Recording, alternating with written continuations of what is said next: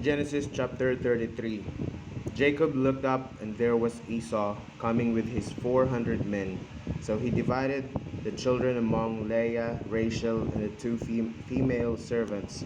He put the female servants and their children in front, Leah and her children next, and Rachel and Joseph in the rear. He himself went on ahead and bowed down to the ground 7 times as he approached his brother. But Esau ran to meet Jacob and embraced him. He threw his arms around his neck and kissed him, and they wept. Then Esau looked up and saw the women and children.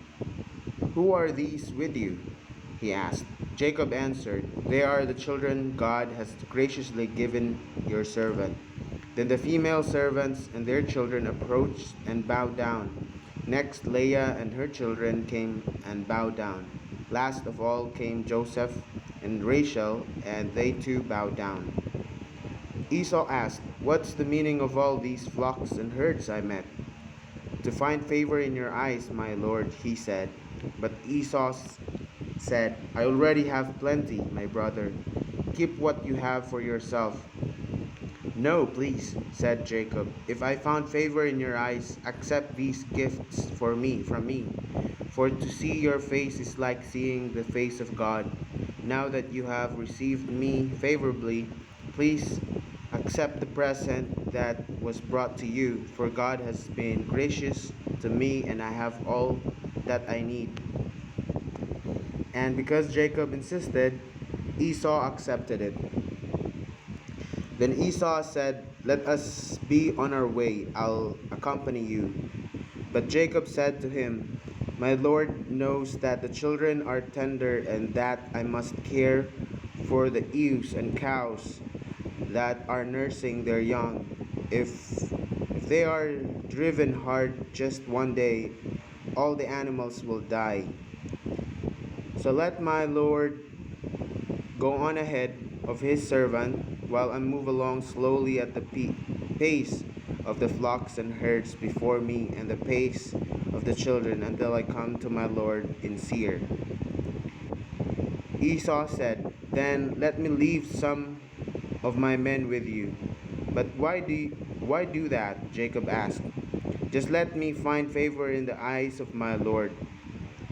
So that day Esau started on his way back to Seir. Jacob, however, went to Succoth, where he built a place for himself and made shelters for his livestock.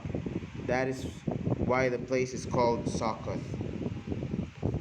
After Jacob came from Paddan Aram, he arrived safely at the city of Shechem in Canaan, camped within sight of the city. For 100 pieces of silver he bought from the sons of Hamor, the father of Shechem, the plot of ground where he pitched his tent. There he set up an altar and called it El Elohi, Israel. The word of the Lord, Genesis chapter 33. So here we see that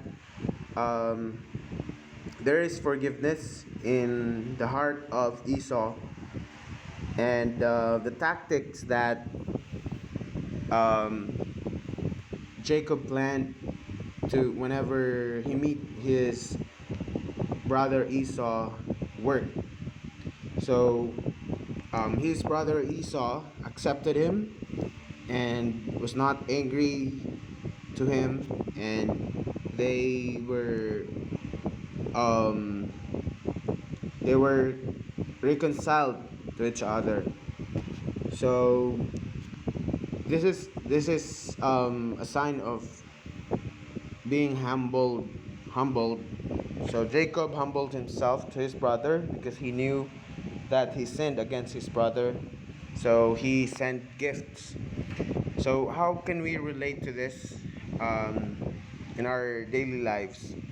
So whenever we feel that we've angered someone, or we've committed sin, or not just committed sin, but if we hurt someone, um, being humbled is one of the best strategy or action that we can do in order for us to reconcile with that person, if we want to be reconciled with a person who whom we hurt. So of course, um, relationship is wayer or heavier than whatever principles that we have.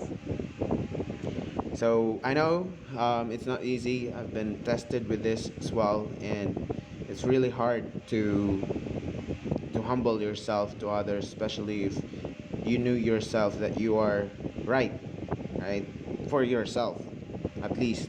But of course, whenever the day comes, we should not force, of course, because other people have their own um, principles as well, and they might not accept.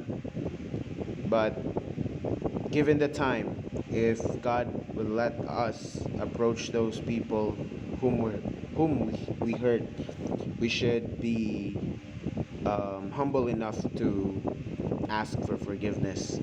Okay, so this is what Jacob showed in this chapter.